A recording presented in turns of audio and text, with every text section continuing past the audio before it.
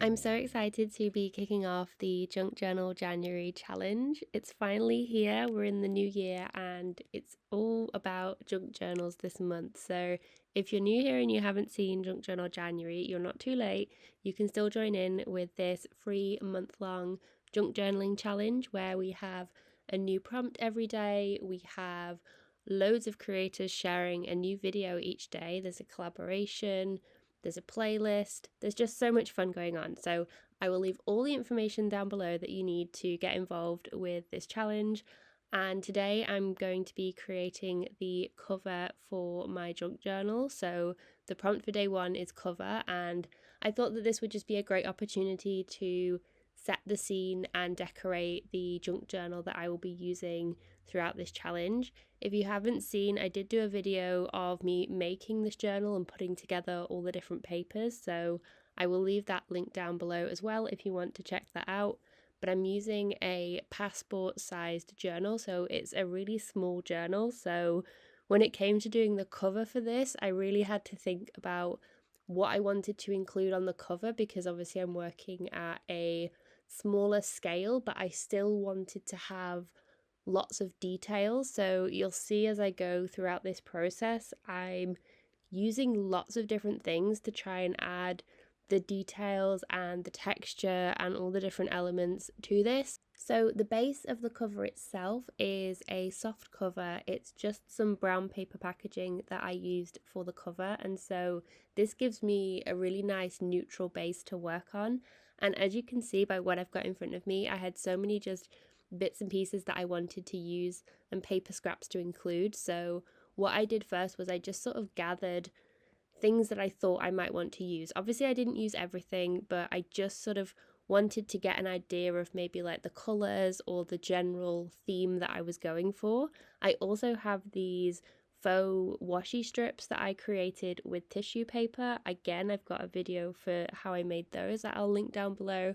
And these were just really handy because sometimes, well, all the time actually, I think, when you're making a cover, it can be so daunting because aside from creating a first page, it's kind of like the first mark that you're going to make on a cover.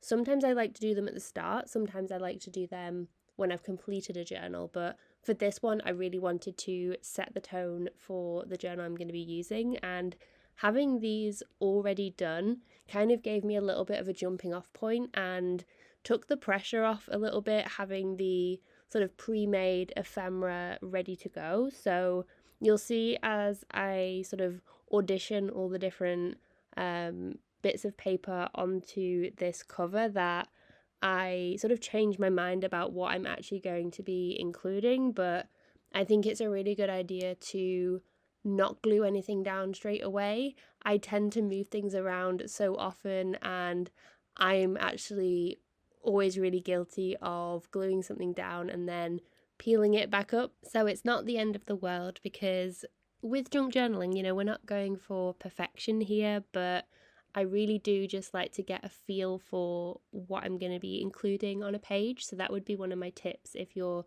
putting your cover together today, is just to try out different things in different layouts and see what you like. You might even want to sort of, assemble your collage pieces if you're doing collage, and then set them down and then sort of walk away, go get yourself a tea or something and come back and then see how you feel about it, because that for me is one of the best ways to work on a cover. And so for this process, I left in the entirety of me shuffling things around so you can really get a sense of the thought process almost that I went through and the different ideas I was thinking about, because it's not always the case that I sit down and immediately have an idea in mind of what I wanted to do.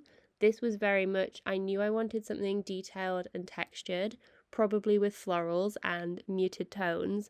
But other than that, I kind of just went where I felt like going as I was working on it. And I think one of the best parts about junk journal covers specifically is how it lets you upcycle. So as you can see, I've got a real assortment of different collage papers that I am using for this page.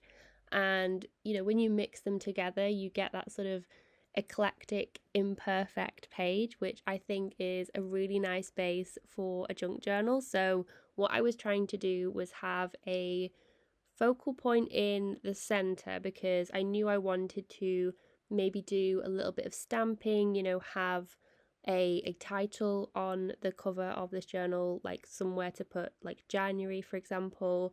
So I kind of had that in mind, and then I was working around that. So making sure I had, at least one area in all the collage that was a little bit plainer so that I could add that. But you'll see I'm kind of clustering things together and layering them up. And I think for me, like layering is one of the keys to junk journaling because you can really get away with so much when it comes to layering. When you're tearing your papers, or if you have like bits of stitching that are uneven, when it's together in like a cluster like that, you get such texture and interest that it looks a lot more intentional, I think.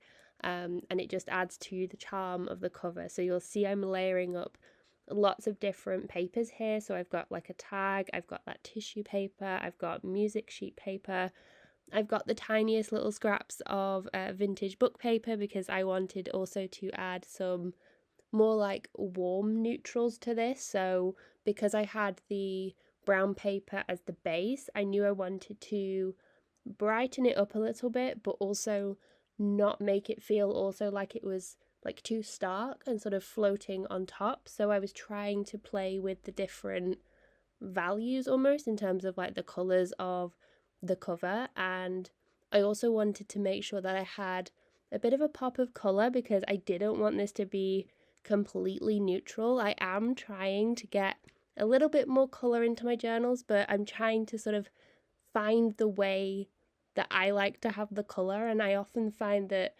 having like pops of color is something that I really like on my journal pages. So I figured why not do that on the cover of this journal as well. So that's definitely another tip when it comes to putting your cover together, is to think about the colors that you want for your journal cover, especially if you're going to have like a theme for the rest of the pages inside.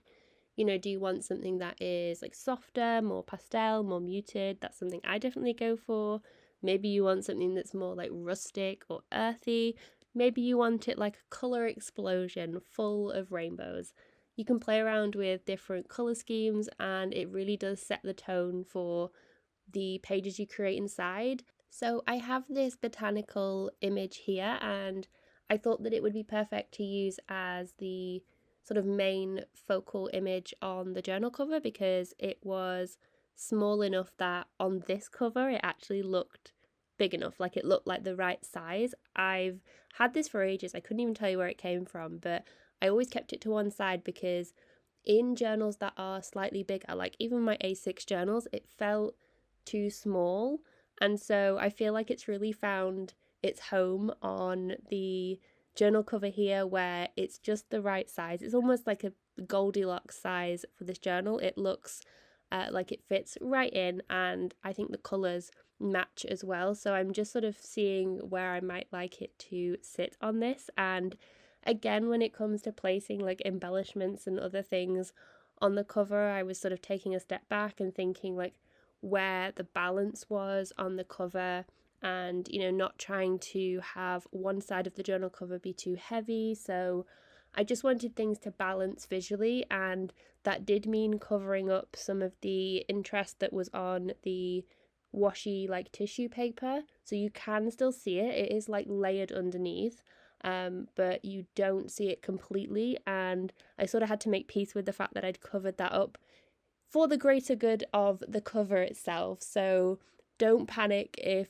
when you're doing like collaging and layering, if things are getting slightly covered up, because you do still see bits peeking through. And I think that is also the charm of collaging, is that you get that layered effect. And so the next thing I did to add some more depth and dimension to this without adding more bulk, because I was conscious of how many bits of collage I was sticking on this, I decided just to come in with some stamping. So that's just a very basic like faux text stamp, and then I used my Memento ink pad in a sort of brownish ink, so it wasn't like the harsh black of an ink, so it all sort of blended in with the colour scheme that I was using. And then I was just coming in on the areas that I thought were a little bit off balance or that needed a little bit of extra detail to them, and just adding in extra bits and pieces, because I felt like I was almost reaching that point, when you're not quite sure when to stop. And I think sometimes that can be the hardest part, especially on a cover, is knowing when like enough is enough on the cover, because I could easily keep adding layers and embellishments and all sorts of stuff, but I think there does come a point where I have to remind myself that less is more. But this was definitely quite a maximalist spread, but I think because of the color palette that I used, and I just had a little bit of a pop of pink, and then I ended up using the packaging that you saw me cut out at the beginning of the video, where I thought, oh, this is like a sort of good size for this journal cover, and I couldn't quite see how I wanted it to be used. You'll see I ended up cutting out the translucency that was in the middle, and then using it as a way to add a bit of colour but also a frame, and I sort of tucked it behind and weaved it in between the different elements. And I think as soon as I added this, I could really see it starting to come together, and I thought, yes, this is the look that I was going for, and I think it did help to bring everything together. Now it's showing up quite yellow on camera, quite like neon yellow, and I promise you it's a little bit more greenish, almost chartreuse. It's not quite that bold, because I know if you've seen my previous journals, you know that that is a very bold color choice for me. But I think in the context of everything else that I've added, I think it works, and I really like the way that it interacts with the other elements that I've got going on for this cover. But yeah, I think for me, it's all just about finding that balance between, the textures and the colors without overloading this, especially because it's such a smaller journal cover that I'm working on. But I really like the way that this turned out, and I think it was just the way that it was so like layered, and the clusters and all of the different interest that had built up on this cover. And I definitely didn't have an image in mind when I started this of what I wanted it to look like. And I think sometimes that's one of my favorite ways to work, because then you're not fighting with the expectations that you have, like when you have an image in your mind of like, okay, this is what I want it to look like, this is what I'm aiming for, and then you try to do it, and if you don't quite reach your expectations, you can kind of feel that disappointment. Whereas I just went into this wanting to make a fun collaged cover, and so in that way it was easier to sort of just go with what I was creating and have fun with the process of creating this cover. Now, I couldn't not add a little bit of some mixed media. I do really love my neo colors. These are just like little crayons that you can add some detail with, and I love to just add, some little bits of mark making, some scribbles. It just adds some nice finishing touches and details to the page.